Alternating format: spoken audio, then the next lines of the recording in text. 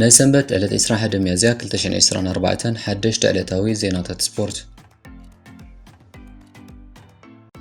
ምራዊ ቅዱስን መትከል ኢዮብን ካብ ማሌዥያዊት ጋንታ ትሬንጋኑ ሳይክሊንግ ቲም ናትናኤል ብርሃንን ጴጥሮስ መንግስን ካብ ቱርካዊት ጋንታ ቤዞክ ዳዊት የማነ ካብ ጀርመናዊት ጋንታ ባይኬድ ብጠቕላላ 5 ኤርትራውያን ፕሮፌሽናል ተቐዳደምቲ ዝሳተፍሉ ፕሬሲደንሻል ሳይክሊንግ ቱር ኦፍ ቱርኪያ ሎም ሰንበት መጋረጁ ከፊቱ ኣብ አንታሊያ ተበጊሱ ኣብ አንታሊያ ዝተዛዘመ 134 ኪሎ ሜትር ብምሽፋንካ ብቀዳሚት መድረኽ ተጀሚሩሎ። ኦሎምፒካዊት ኣትሌት ናዝሬት ወልዱ ሎም ሰንበት ወጋሕታ ኣብ ቬና ኣውስትሪያ ዝተኻየደ ቬና ማራቶን 2024 ቀዳሚት ኮይና ብምእታው ወርቂ ሜዳልያ ተሸሊማ። እዛ ኣትሌት ብሰላስ ዘመዝገበቶ ኣደነቕ ዓወት ናብ ፓሪስ ኦሎምፒክ ዘሳትፋ ሚኒማውን ኣመዝጊባላ ብሓንቲ ወንጭፍ 2 ዕፋሪማ። ብቃዕቱ ጎዲሉ ተባሂሉ ክሕመድ ፀንሐ ኣርጀንቲናዊ ኮኸብ ኩዕሶ እግሪ ዓለም ሊዮነል ሜሲ ሕጂውን መድሕን ጋንቱ ብምዃን 2 ጎላትን 1 ቀረም ብምግባር ኣብቲ ጋንቱ 3-1 ዝተዓወተቱ ልግጥም ደሚቑ ወፅዩ። ሰላም ከመይ ትውዕሉ ክቡራት ተኸታተልቲ ሲኒማ ሰመራ እንኳዕ ናብዛ ቻነል ብሰላም መጻኹም። ኣቐዲምና ግን ነዛ ቻነል ሰብስክራይብ ነዛ ቪድዮ ኸ ላይክን ሼርን ኮሜንት እንዳገበርኩም ክሳብ መወዳእታ ክትከታተሉ ብኹር ንዕድም ሰናይ ምክትታል። ኦሎምፒካዊት ኣትሌት ናዝሬት ወልዱ ሎም ሰንበት ወጋሕታ ኣብ ቬና ኣውስትሪያ ዝተኻየደ ቬና ማራቶን 2024 ቀዳመይቲ ኮይና ብምእታው ወርቂ ሜዳልያ ተሸሊማ። እዛ ኣትሌት ብሰላስ ዘመዝገበቶ ኣደነቕ ዓወት ናብ ፓሪስ ኦሎምፒክ ዘሳትፋ ሚኒማውን ኣመዝጊባላ ብሓንቲ ወንጭፍ 2 ዕፋሪማ። ኣብታ ኣቐዲማ ብምስታፋ ከም ማዕርግ መፀዊዓ ዝኾነ ስም ዝሃባ ኦሎምፒክ ክቱር ድሌት ይጸኒሕዋ። ኣቐዲማ ብዘካየደቶም ውድድራት ማራቶን ብሰንኪ ዝተፈላለየ ምኽንያታት ናብ ፓሪስ ኦሎምፒክ ዘሳትፋ ሚኒማ ክትሃርም ተሸጊራ ፀኒሓ። ግን ከዓ ፈጺማ ተስፋ ኣይቆረፀትን። ኣብ ዝተፈላለያ ሃገራት ኤስያን ኣውሮፓን ነዚ ሚኒማ ክተማልእ ኮለሊላ ኣብ መወዳእታ ከዓ ቬና ኣውስትሪያ ፍረ ኩሉ ጻዕራን ድኻማን ሓፊሳትላ። ኦሎምፒካዊት ኣትሌት ናዝሬት ወልዱ ሎም እውን ናብቲ ብስሙ ንዘላለም ትፅዋዓሉ ማዕርግ ዝሃባ ኦሎምፒክ ክትሳተፍ እያ። ብዓርቢ እዛ ኦሎምፒካዊት ኣትሌት ንጋዜጠኛታት ኣብ ዝሃበቶ መግለፂ ናብ ቬና ቀንዲ ዘምፃኒ ዕላማ ኣብ ኦሎምፒክ ፓሪስ 2024 ዘሳትፈኒ ሚኒማ ከመዝግብ ኢለ መፅአ ክትብል እያ ገሊፃ ነይራ። ኣብዚ ሎሚ ዝተኻየደ ናይ 42 ኪሎ ሜትር ውድድር ከዓ ንኩለን መወዳደርታ ቀዲማ ሕንፀት ብምርጋፅ ወርቂ ሜዳልያ ወኒናላ። ዝዓበየ ዕላማ ግን ትኬት ፓሪስ ስለ ዝነበረ ግዜኣ ክትርኢ ነይርዋ 2 ሰዓትን 24 ደቂቕን 8 ካሊትን ከኣንበበት። በዚ እውን ብቐጥታ ናብ ፓሪስ ኦሎምፒክ ዘሳትፋ ሚኒማ ብምህራብ ናይ ነዊሕ ግዜ ድኻማ ምዕራፍ ኣብፅሓቶ። ኦሎምፒካዊት ኣትሌት ናዝሬት ወልዱ ንክልተ ኬንያውያን ኣትሌታት ኣኸቲላያ ቀዳሚት ኮይና እያ። ምራዊ ቅዱስን መትከል ኢዮብን ካብ ማሌዥያዊት ጋንታ ትሬንጋኑ ሳይክሊንግ ቲም ናትናኤል ብርሃንን ጴጥሮስ መንግስን ካብ ቱርካዊት ጋንታ ቤዞክ ዳዊት የማነ ካብ ጀርመናዊት ጋንታ ባይኬድ ብጠቕላላ 5 ኤርትራውያን ፕሮፌሽናል ተቐዳደምቲ ዝሳተፍሉ ፕሬሲደንሻል ሳይክሊንግ ቱር ኦፍ ቱርኪያ ሎም ሰንበት መጋረጁ ከፊቱ ኣብ አንታሊያ ተበጊሱ ኣብ አንታሊያ ብዝተዛዘመ ቀዳማይ መድረኽ ተጀሚሩሎ። እዛ ቀዳሚት መድረኽ 134 ኪሎ ሜትር ንምሽፋንያ ተበጊሳ።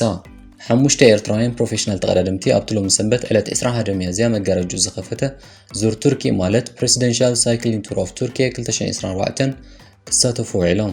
ኣብዚ ሎም ዓመት ንመበል 59 ግዚኡ ዝካየድ ዘሎ ፕሬሲደንሻል ሳይክሊንግ ቱር ኦፍ ቱርኪያ 2024 ፕሮፌሽናል ተቐዳደምቲ ቱርካዊት ጋንታ ቤዞክ ናትናኤል ብርሃንን ጴጥሮስ መንግስን ኣባላት ማሌዥያዊት ጋንታ ትሬንጋኑ ምራዊ ቅዱስን መትከል ኢዮብን ኣባል ጀርመናዊት ጋንታ ባይጌት ዳዊት የማነን ጋንታታቶም መሪሖም እዮም ክወዳደሩ ውዒሎም።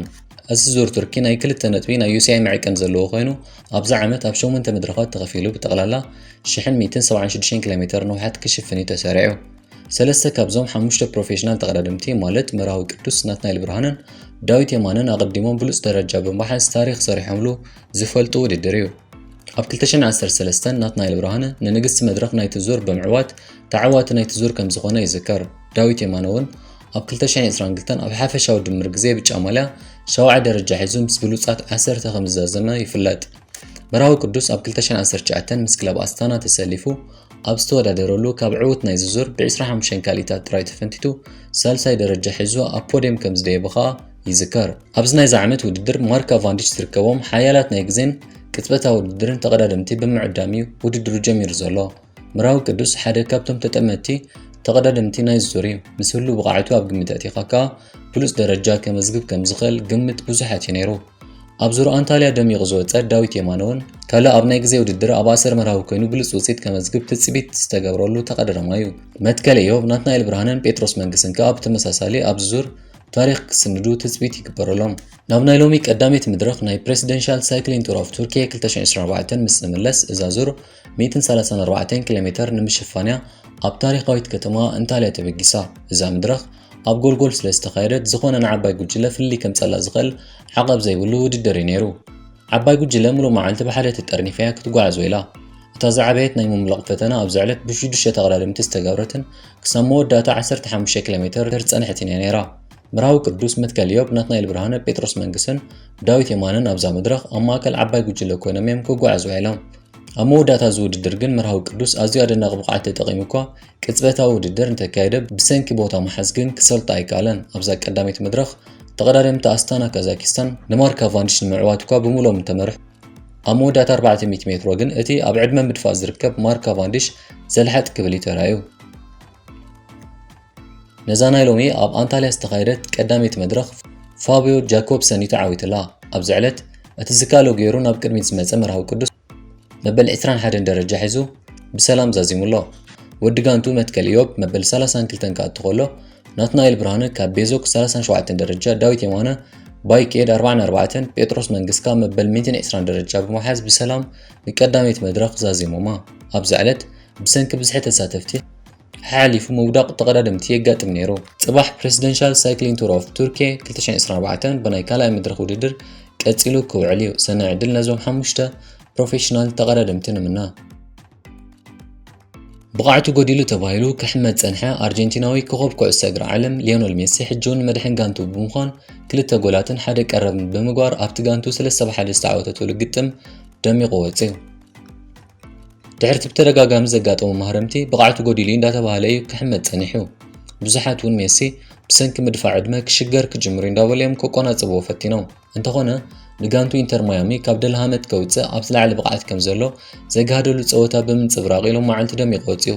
ኢንተር ማያሚ ኣብ ሊግ ኣሜሪካ ብቀዳም ኣንጻር ናሽቪል ኣብ ዝነበራ ግጥም ሜሲ መትሓዝ ይነበሮን። ነዛ ብሰንኪ ጉድለት ተኸላኸልታ 1-0 ዝተመርሐት ጋንቱ ካብ ድሕሪት ተበጊሳ 3-1 ክትዕወት 2 ጎላት ብስሙ ብምምዝጋብን ሓንቲ ከዓ ኣደናቂት ቀረብ ገይሩን እዩ ናብ ዓወት መሊስዋ። ብፍላይ ቀረብ ናይ ሜሲ ነቲ ኣብዛ ጋንታ ካብ ዝመጽእ ጎል ዘይመዝገበ ሰርጆ ቡስኬት ዝገበረሉ ስለ ዝነበረት ኣገዳስነታ ዕዙዝ ነይሩ። በዚ ካብ ቡስኬት ቀዳመይቲ ጎል ነዛ ጋንታ ብስሙ ሰኒድላ ኣሎ። ሜሲ ክሳብ ሕጂ ካብ ማህረምቱ ናብዛ ጋንታ ካብ ዝምለስ ጋንቱ ህይወት መሊሳ ኣላ። ዘይምህላው ሜሲ መዓልታዊ ነጥቢ ከምቲ ድርቢ ገይሩ ከሳቂያ ከሎ እዚ ተፃዋታይ ኣብ ዝምለሰሉ ግን ብጎልን ፀወታን በሊፀያ ትሳዕር ዘላ። ብዙሓት ደገፍቲ ሳጋንታ ኣብ ሰዓት ወነንታ ብቕዓት ተኸላኸልቲ ክውንኑን ይምሕፅኑ ኣለዉ። ብተደጋጋሚ ጌጋታት ዝፍፅም ምክልኻል ሳጋንታ ኣብቲ ሜሲ ዘይህልወሉ እዋናት ንዝገደደ ስዕረት ከቃልዓ እዩ ዝረአ።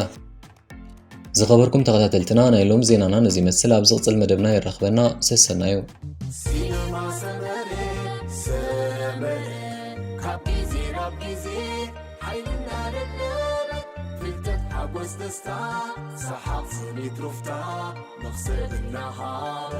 سينما سمري